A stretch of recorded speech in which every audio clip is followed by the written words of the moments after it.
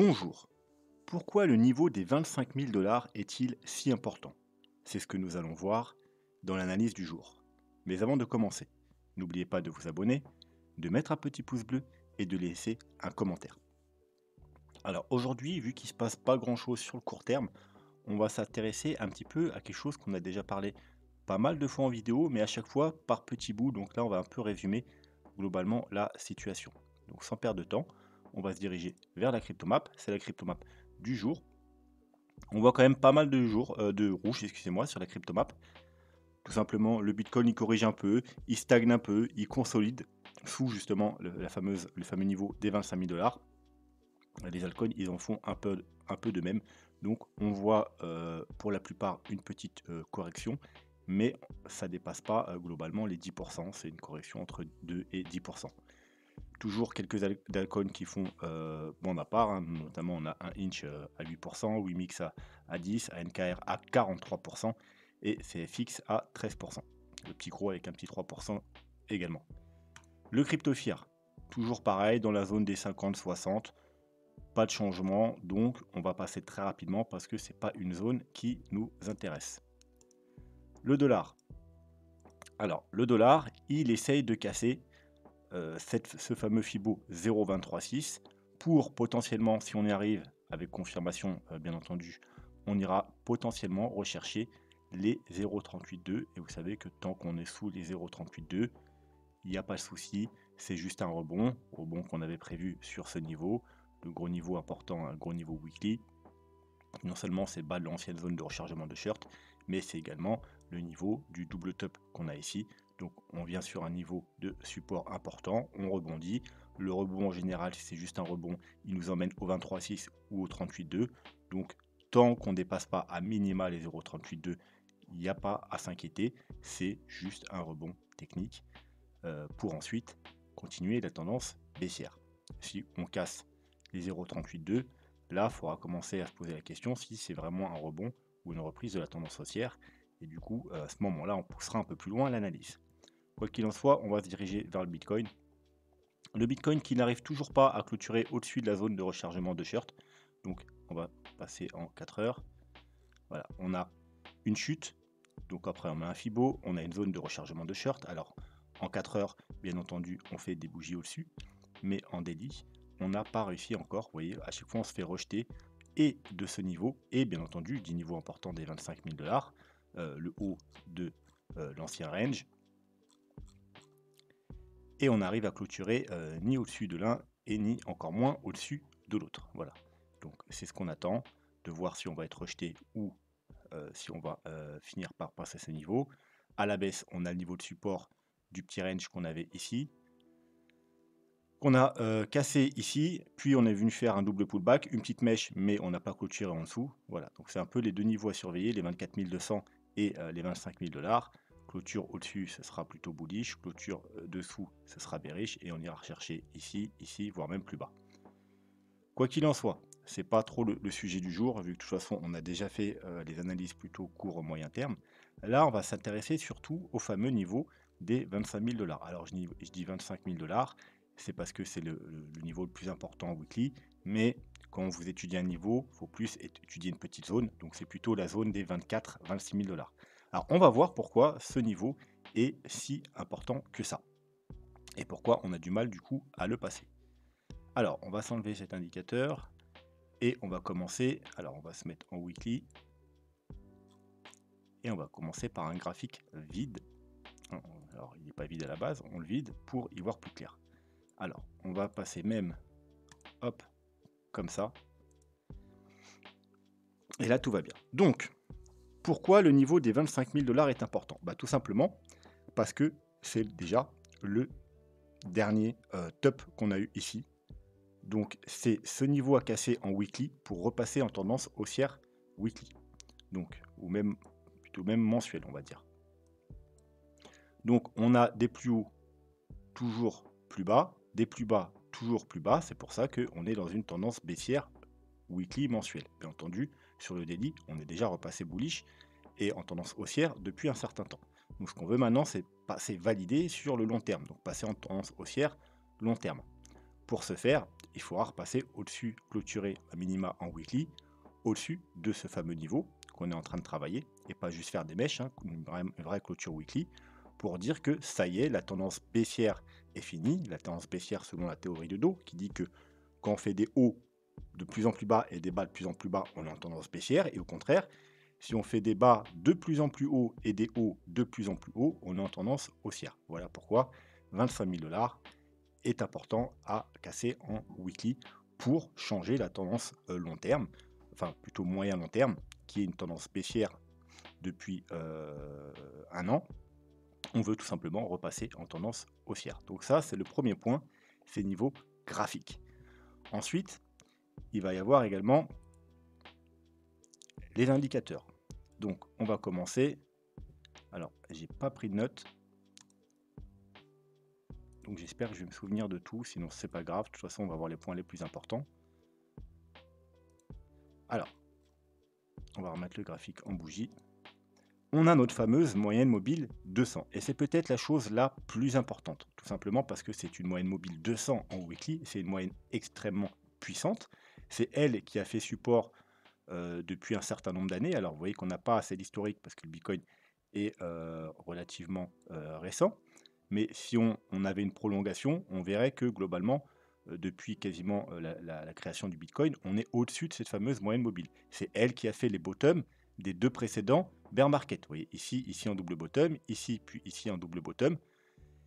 Et ce coup-ci, ça change. Ce bear market-là, on l'a enfin cassé, on est passé en dessous. On est passé en dessous, on a essayé de repasser au-dessus, on n'a pas réussi. On a été rejeté encore une fois là.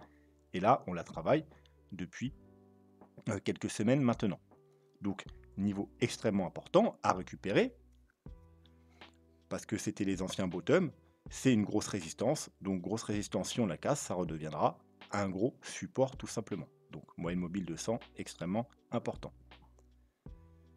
On peut voir aussi que, en plus, alors hop, de la moyenne mobile de 100, on a la moyenne mobile 50 également, qui vient renforcer ce niveau de résistance. Elles sont pratiquement cumulées les deux. Donc, encore une fois, ça rajoute de la résistance et ça rajoute au fait que si on le casse, ce sera d'autant plus bullish. Vous voyez, en général, même, c'est un signal quand on casse. Par contre, par exemple, les bear market précédents, on avait cassé la moyenne mobile 50, donc en général, c'est mauvais signe. Hein. Ça annonce souvent que la tendance haussière est terminée. Et quand on la recasse à la hausse, au contraire, c'est bon signe. Et ensuite, vous voyez que pendant tout le bull run, on tient la moyenne mobile 50. Là, on vient s'appuyer dessus, et quand on la casse, eh bien, on joue résistance, et c'est plutôt mauvais signe. Chaque fois qu'on la casse, ou à la hausse ou à la baisse, c'est soit mauvais signe, soit bon signe. Vous voyez ici, par exemple, on l'avait vu d'ailleurs en direct, on était venu, c'est la correction ici, nous disait que pas de panique tant qu'on clôture pas sous la moyenne mobile 50. On avait rebondi dessus, on est venu encore une fois s'appuyer dessus, et malheureusement, ici, là, ça nous disait attention. C'est plutôt mauvais signe. Et effectivement, ensuite, on est venu la retester. Et là, c'était prudence. On l'avait vu également en vidéo. Prudence, tant qu'on ne reclôture pas au-dessus, eh bien, on est sous une grosse résistance. Et ensuite, on avait chuté. Voilà. Donc, repasser ces deux moyennes mobiles en weekly, extrêmement important, extrêmement bullish, bien entendu. Mais pour l'instant, encore une fois, on est sous une grosse résistance. Ensuite, si je ne me trompe pas, on a Ishimoku, mais pas en weekly, on a Ishimoku en mensuel. Voilà, Ishimoku mensuel, on a quoi aux alentours des 25 000 $? On a la Tenkan, pareil, hein, quand en général on est au-dessus, on est plutôt bullish, et quand on est en dessous, on est bearish. Et en même temps, on a le nuage. Vous voyez, on est pile sur le nuage là. Donc, repasser au-dessus de la Tenkan et du nuage nous emmènerait théoriquement directement vers les 42 000 $. Du moins, sur Ishimoku en mensuel, on n'a rien, on n'a plus de résistance entre les 25 000 $ et les pratiquement 42 000 $. Donc encore une fois, niveau extrêmement important. On a quoi d'autre? On a le super trend en 2 semaines. Alors là, c'est légèrement au-dessus, c'est le niveau des 26 000 $. Mais vous voyez que globalement, c'est juste au-dessus des 25 000 $. C'est pour ça que je vous dis qu'il faut prendre une zone. Donc encore une fois, le super trend, vous savez qu'en weekly, il est extrêmement pertinent. Il y a très rarement de faux signaux. Hein. Quand on est bullish, c'est en général tout simplement un bull market. Et quand on est bearish, c'est quand on est en rouge, quoi, c'est en bear market. À part ici, vous voyez la correction, on a eu un petit fake out, on est passé bearish, bullish, alors que finalement, on n'est pas passé en bear market. Et ici, on est repassé bullish, alors qu'on n'a pas non plus connu un nouveau bull market, c'était la fin du précédent. Donc ça peut quand même arriver qu'il y ait des signaux un peu moins convaincants, bien que ce soit assez rare. Donc vous savez que là, on est repassé bullish, et tant qu'on ne repasse pas en dessous des 18 000 $, on l'a vu hier, eh bien on reste bullish. Mais justement, on va s'intéresser en 2 semaines. Et vous voyez que lui, en 2 semaines, il y a encore moins de faux signaux. Tout simplement, vous voyez, le faux signal qu'on a eu en weekly, ici au contraire, ça nous disait, quand on a corrigé ici, et on l'avait vu à cette époque sur la chaîne, que c'était un très bon niveau pour tenter des achats parce qu'on était sur un gros support, et tant qu'on ne clôture pas sous ce niveau, on reste bullish sur le 2 semaines, qui en général, eh bien, voilà. Donc ici, il n'y a pas eu justement de clôture sous ce niveau.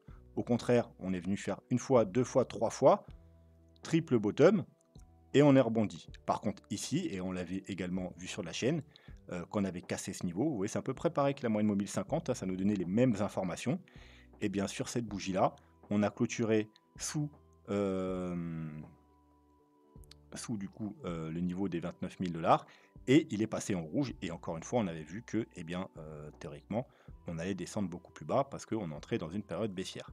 Donc ce coup-ci, il faut faire l'inverse, il faut tout simplement repasser au-dessus des 26 000 $ en 2 semaines par rapport au super trend, donc encore en 2 semaines. Donc encore une fois, niveau des 24-25 000 $, très important. Ensuite, le Gaussian Channel, donc en weekly. Voilà, donc vous savez que en général, le Gaussian Channel, les bear market, les bottoms des bear market, le moment où c'est bon pour accumuler, c'est quand on passe en dessous du canal. Vous voyez, toute cette période-là, vous accumulez là, c'est bon. Ou alors, vous achetez sur confirmation quand on repasse au-dessus du canal, ici. Et ceux qui veulent être un peu plus prudents, vous achetez en 3 fois, une fois ici, une fois ici, une fois ici. Bon, on ne va pas revenir sur la stratégie du Gaussian Channel. Mais voilà, quand on repasse au-dessus du canal, eh bien, c'est très bullish et on a une nouvelle tendance haussière. Eh bien, le canal, là, on est en train d'essayer de le casser. Il se situe un peu plus bas que les 25 000 $. Il se situe aux 24 000, grosso modo, 250 $. Donc, encore une fois, à peu près les mêmes niveaux. Et là, voilà. D'ailleurs, si on clôture cette semaine au-dessus des 24 500 $, eh bien, théoriquement, il faudra s'attendre à ce que ce soit bullish. Alors, bien entendu, normalement, on doit attendre une bougie de plus pour confirmer, hein. Vous savez qu'une seule bougie, c'est pas suffisant. Normalement, il faut une bougie de confirmation, mais ce sera déjà un très gros signal. Encore une fois, on en revient à la zone des 25 000 $, extrêmement importante, à casser pour repasser bullish. Et pour finir, si j'ai rien oublié, j'ai pas été voir les rubans de moyenne mobile, tiens. Et bien voilà, parfait. Ruban de moyenne mobile en weekly. Alors vous savez comment ça se passe, hein, c'est un ruban de moyenne mobile. Quand on est au-dessus, c'est bullish. Quand on est en dessous, c'est bearish. Alors ensuite, théoriquement, il faut attendre les confirmations, c'est-à-dire le réalignement des moyennes mobiles, hein. Quand elles sont baissières, les plus fortes sont au-dessus, donc les plus foncées et les plus faibles, les plus claires, sont en dessous. Et quand on repasse bullish, eh bien, vous voyez, il y a un croisement à chaque fois et les moyennes mobiles s'inversent et repassent en tendance bullish. Donc vous savez que normalement, avec les moyennes mobiles, là, c'est un signal haussier, là, c'est la confirmation. Voilà, ça évite les faux signaux.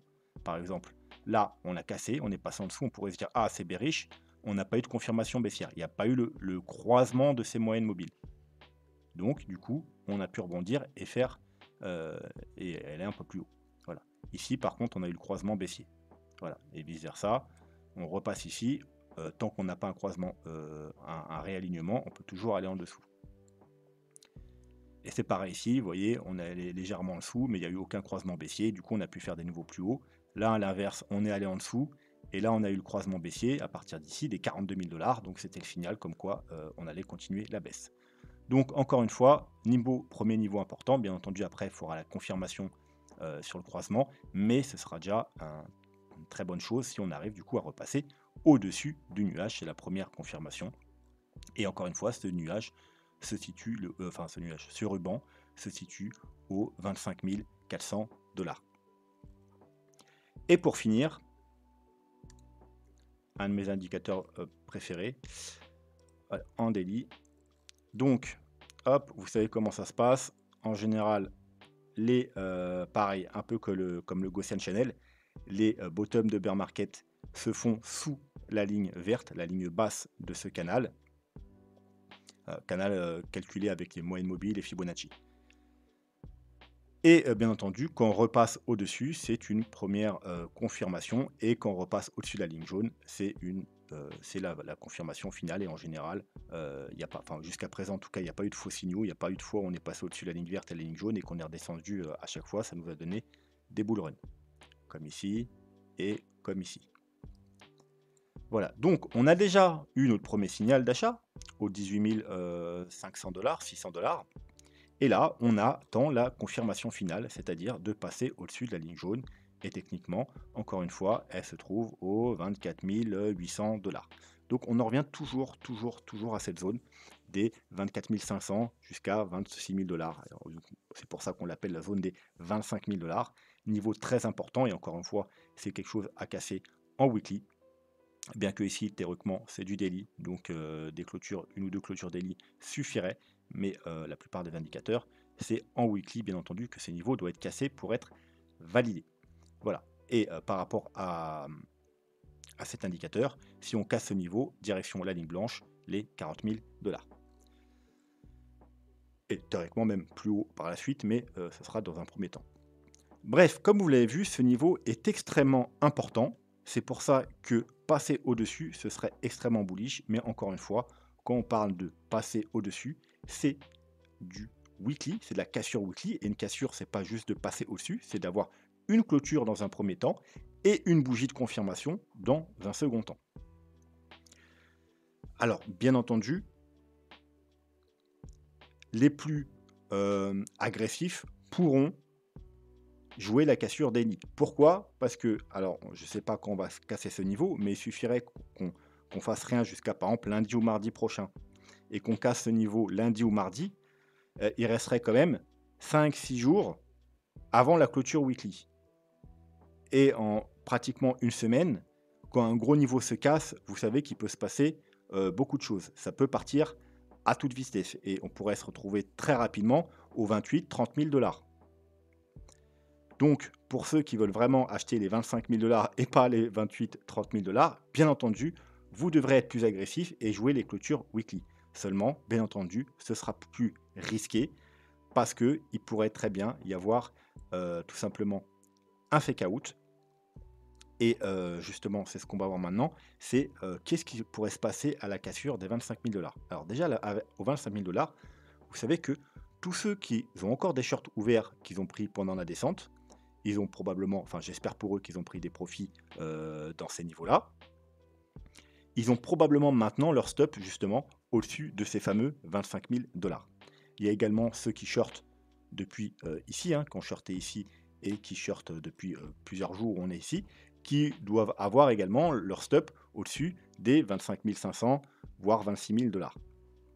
Donc ce qui fait que si on casse ce niveau, ça pourrait déclencher ce qu'on appelle un short squeeze, c'est-à-dire que les premiers stops vont se faire prendre, ce qui va créer des achats, puisque quand on clôt un stop, on rachète tout simplement, et ça va prendre, du coup, ça va faire monter encore le prix, qui va prendre les stops au-dessus, ainsi de suite. Ça crée une escalade de stops qui se font prendre, tous les stops vont se prendre, s'il y a des stops ici, ici, ici, ici, ils vont tous se faire prendre, et du coup, ça fait un short squeeze, ça fait que le prix monte très rapidement. À ça, vous pouvez additionner tous ceux qui vont être pressés, qui ne vont pas attendre de confirmation weekly ou autre, voire même certains pas de confirmation daily, qui vont acheter cassure 4 heures ou 1 heure, et qui vont acheter en même temps. Donc, ce qui peut nous faire une très grosse poussée. Malheureusement, si cette poussée n'est pas suivie par des vrais achats, et je ne parle pas des petits particuliers trop pressés, etc., je parle plus les gros portefeuilles, ceux qui ont des moyens beaucoup plus conséquents, eh bien ça pourrait en résulter à un fake out. Voilà, donc on pourrait très bien aller rechercher les 26-27 000 $ très rapidement et rechuter tout aussi rapidement. C'est pour ça que je vous dis, si vous êtes plus agressif et que vous achetez en 4 heures, en daily ou en je ne sais quoi, bien entendu, il faudra placer des stops pas trop serrés, parce que vous savez ce qui se passe la plupart du temps dans un fake out. Alors on va se mettre un petit niveau.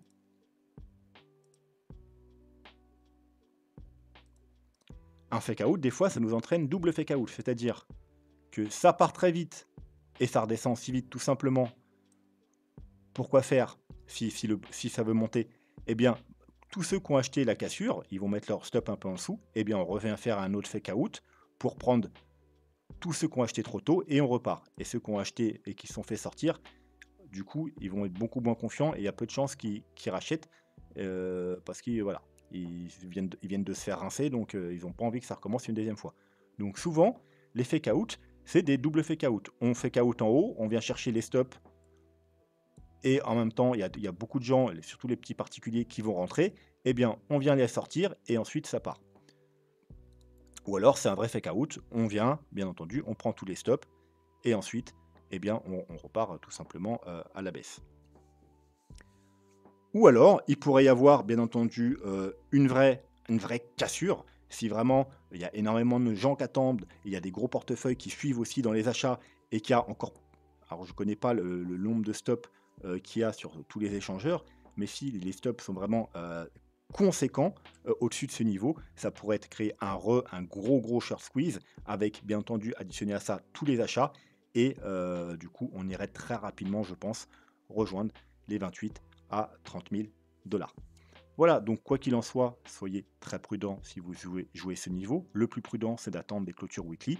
Malheureusement, en attendant les clôtures weekly, on ne sait pas ce qui va se passer et ça pourrait être un mouvement très violent et on pourrait très rapidement, avant les clôtures weekly, se retrouver aux 28-30 000 dollars.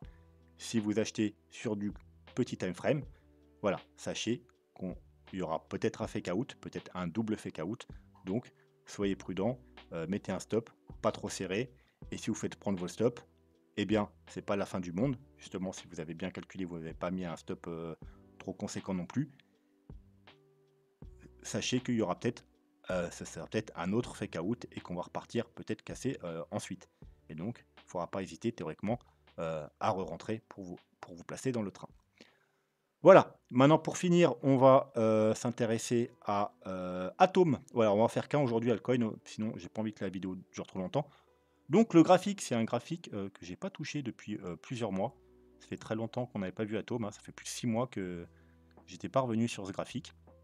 Donc on avait quoi? On avait un canal haussier, hein. On avait refait des achats ici, rappelez-vous, sur Atom. Et on avait visé tout simplement le haut du canal. On avait donc pris nos profits ici à pratiquement 44 dollars, donc sur le top, hein. Après, on est revenu le rechercher. Et voilà. Et je vous avais dit, attention, si on casse, bien entendu, ceux qui ne sont pas sortis plus haut, il faudra sortir parce que ça risque de chuter très fort. Bon, effectivement, on a cassé. On est passé de 22 dollars à 5 dollars.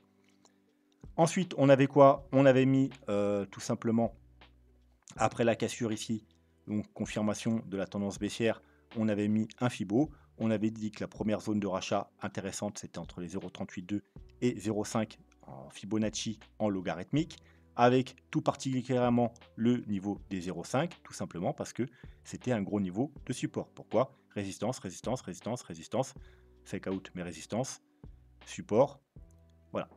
Donc, ancienne grosse résistance devient nouveau support, niveau très important, environ les 7 dollars. Et comme vous pouvez voir, on est venu le rechercher, on a fait une grosse match en dessous, mais on a récupéré ce niveau.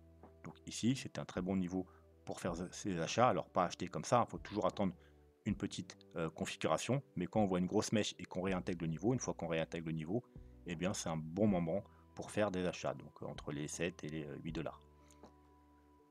Ensuite, il y avait quoi d'autre comme possibilité? Il y avait la possibilité d'acheter la cassure des 0,382, donc autour des 10 dollars, ou tout simplement, après cette première vague haussière, de placer un Fibo et de racheter les 0,618. Ce qui veut dire racheter environ les 9,80 dollars, les 10 dollars encore une fois. Donc soit acheter directement là et mettre un stop en bas, ou soit attendre justement une structure. Donc là, on les a cassés, on les a réintégrés. Donc quand on les réintègre, on clôture une bougie de confirmation, on peut racheter vers les 10-11 dollars. Donc maintenant, est-il approprié et opportun d'acheter maintenant?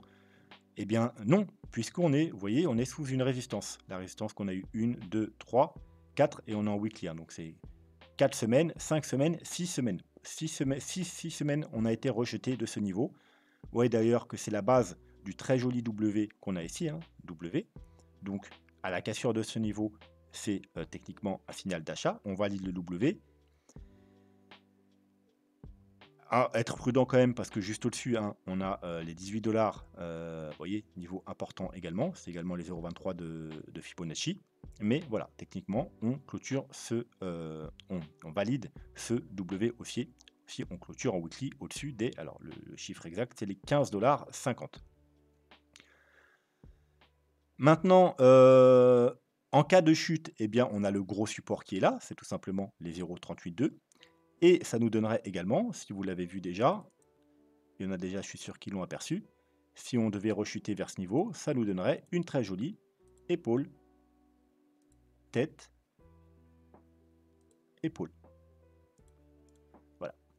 Donc, si vous voulez jouer cette potentielle épaule, tête, épaule, bien entendu, il faudra racheter environ ces niveaux, hein, donc entre on va dire les 9,8 et les 11 $, ou être prudent et attendre qu'on remonte et qu'on casse et d'acheter la cassure des 15 $. Et là, ce coup-ci, si on est descendu avant, qu'on est venu là et qu'on casse ici, donc déjà, plus un support est martelé, plus il y a de chances de casser. En plus, on aura validé ce support et on aura non seulement la cassure du gros W weekly et également de la petite tête-épaule, épaule, tête-épaule weekly également. Voilà. Donc, si 15 $ pour vous, c'est trop cher, et que vous vous dites non, moi j'en achète pas un 15 $, je préfère acheter à 11 $, eh bien attendez une correction si elle se produit, hein. Elle n'est pas obligée de se produire maintenant, on peut très bien casser avant. Mais voilà, ce sera un niveau intéressant d'achat. C'est quand même pratiquement 50% par rapport à si vous achetez la cassure des 15 $. Donc 50% de réduction, c'est pas trop mal. Surtout que Atom est pas si intéressant que ça. Alors, c'est une bonne crypto qui a corrigé assez peu. Vous voyez qu'il y a beaucoup de cryptos qui sont repartis chercher leur 0,618, voire leur 0,786, et même pour certaines plus bas. Lui, il a été chercher que les 0,5, mais du coup, il a corrigé moins de 90%, hein. La plupart des altcoins, ils ont tout corrigé entre 95 et 99%. Lui, si je ne me trompe pas, c'est plus autour des un peu moins de 90%. Voilà, 87%. Donc, c'est plutôt une correction faible pour un altcoin. Donc, du coup, c'est un altcoin plutôt fiable, plutôt bullish. Mais du coup, les gains, forcément, sont moins importants, hein. Comme je vous ai dit, moi, par exemple, en ce moment, ce que je recherche, ce n'est pas des altcoins fiables, comme qui pourraient ressembler un peu au BNB ou à l'Ethereum. Ça, j'en ai déjà. Moi, je cherche maintenant des altcoins avec des gains plus importants. Alors, pas non plus les altcoins très risqués, comme on pourrait appeler ça, les petites pépites. Ça, c'est encore autre chose. C'est plutôt entre les deux. C'est-à-dire les altcoins qui sont un projet intéressant, qui sont déjà là depuis plusieurs mois ou plusieurs années, mais qui ont un potentiel pour aller chercher, parce que le premier objectif, ce sera d'aller rechercher le dernier sommet, et bien avec des gains allant de 500 à 2500%. Et là, on n'y est pas du tout. Si vous achetez la cassure des 15 $, pour aller au sommet, on est à 189%. Vous voyez, alors que par exemple la semaine dernière, on a vu des altcoins qui avaient 1500, 2000%. C'est 10 fois plus tout simplement. Donc c'est pas le genre d'altcoin que je recherche en ce moment. Donc moi, ça ne m'intéresse pas. Donc j'achèterai ni la cassure ni le pullback. Quoique si vous achetez les 11 $, c'est déjà un peu plus intéressant. Vous avez 300%. Vous voyez, ça commence déjà à être un peu plus intéressant. Voilà. C'est tout ce qu'on va dire pour Atom, hein. Soit vous achetez la cassure des 15 $, un peu ça correspond aux 25 000 $ du Bitcoin. Alors bien entendu, normalement c'est clôture weekly. Ou soit vous attendez une correction qui peut avoir lieu avant qu'on casse ces niveaux ou après, hein. On peut aller rechercher un peu plus haut. Et alors là, dans ce cas-là, à ce moment-là, il faudra faire, bien entendu, voir jusqu'où pourra aller la correction. Mais voilà, si on vient jusqu'ici, vous voyez qu'il y a de la réaction, c'est un bon niveau pour tenter des achats et surtout vous avez un stop pas trop loin parce que vous savez qu'une épaule tête-épaule, bah, l'épaule ne peut pas aller sous la tête. Donc si on va sous la tête, les tête-épaule est invalidée. Donc vous voyez, en achetant à 11 $, mettant un stop sous les 8,40 $, eh bien c'est pas un stop qui vous coûte énormément cher. Et ensuite les gains, eh bien vous visez bien entendu, c'est pour du long terme, hein, c'est vous visez les 44 $ grosso modo. Ouais, donc les gains sont beaucoup plus importants que le stop. Voilà, c'est tout ce qu'on va dire pour Atom. On en reparlera bientôt. Euh, Redemande-les-moi en commentaire et on fera un petit suivi pour voir qu'est-ce qui se passe. Et si jamais on devait corriger, on verra les targets, bien entendu, de la correction, les niveaux d'achat idéal. Voilà, sur ce, je vous souhaite une bonne soirée et je vous dis pas à demain parce qu'il n'y aura pas de vidéo, mais tout simplement à jeudi. N'hésitez pas à mettre vos altcoins en commentaire, à vous abonner, un pouce bleu. Maintenant, vous connaissez la chanson. Allez, bonne soirée, tchuss.